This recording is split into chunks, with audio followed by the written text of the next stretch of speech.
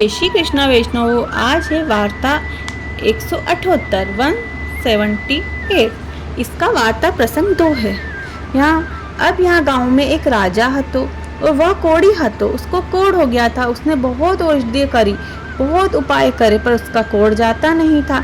तब एक व्यक्ति कोई दक्षिण का था, जो उसने राजा को बुलाए के पूछी जो हमारे कोढ़ नहीं मिटे हैं।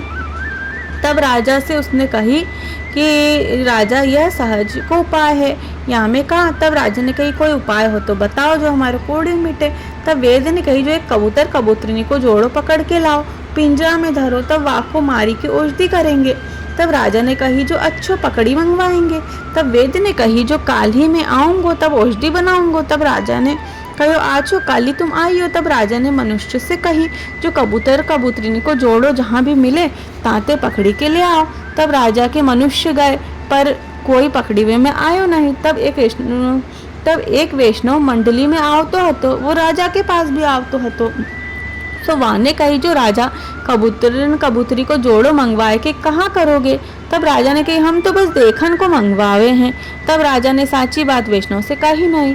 तब वैष्णव ने कही जो हमारे वैष्णव मंडली में आवे हैं कबूतर कबूतरी, सो काल ही में लाऊंगो, तब तुम देख ही लीजो। तब रात्रि को वैष्णव मंडली में गया और वह कबूतर कबूतरी गए हते। सो भगवत वार्ता कीर्तन सुनी के जब उठे, तब वैष्णव ने कबूतर कबूतरी को पकड़ लियो। तब सब वैष्णव ने कही जो तू यहाँ को क्यों पकड़े थे, छोड़ ही दे। तब उसने कही जो राजा ने देखने को मंगवाए हैं, तो दिखाए के छोड़ ही देंगो। तब वह कबूतर कबूतरनी को राजा के पास ले गयो। तब राजा ने देखे, तब कहे जो पिंजरा में राखो, पाछे संध्या को वार्ता को समय भयो। तब कबूतर कबूतरनी सो कहे जो आप उनको पिंजरा में क्यों धरे हैं। तब कबूतर ने कहे जो अपनो राजा कोढ़ी है। सो वैद्य ने कही है जो कबूतर कबूतरनी को मार के औषधि करेंगे तब कोढ़ जाएगो। सो अपनो शरीर आज दूसरे के काम आवेगो। भाव प्रकाश में जताया जो वैष्णव का धर्म ऐसा है जहाँ काहू के हित से शरीर आवे तो जन्म सफल होए। अगर किसी के हित में ये शरीर आ जाए तो ही जन्म सफल मानना है, नातर जन्म लेनो ही वृथा है।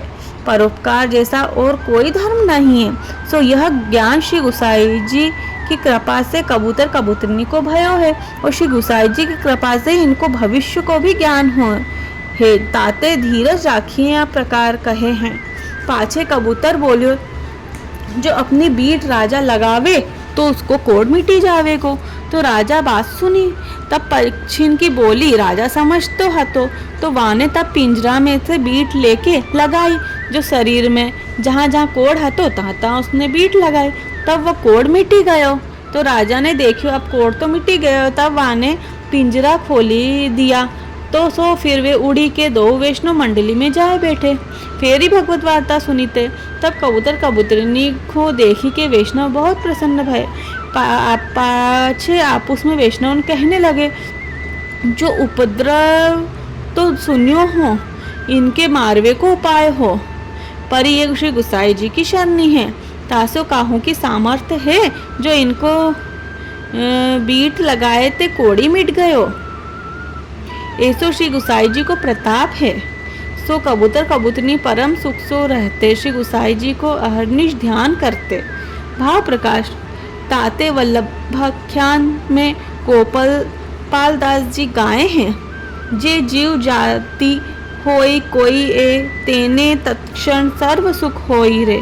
जो जीव जंतु जो कोई श्री गुसाई जी की शरणी में आवे हैं वहाँ अलौकिक सुख को प्राप्त होते हैं। सो वे कबूतर कबूतरनी श्री गुसाई जी के ऐसे कृपा पात्र भगवती हते, ताते इनकी वार्ता को पार नहीं, सो कहाँ ताई कहिए। जय श्री कृष्णा वैष्णवों। आज की वार्ता में आपने देखा किस तरह से कबूतर कबूतरनी श्री गुसाई जी की शरण में आ गए और उनका भी उद्धार हुआ और परम सुख से जीवन व्यतीत करने लगे हैं।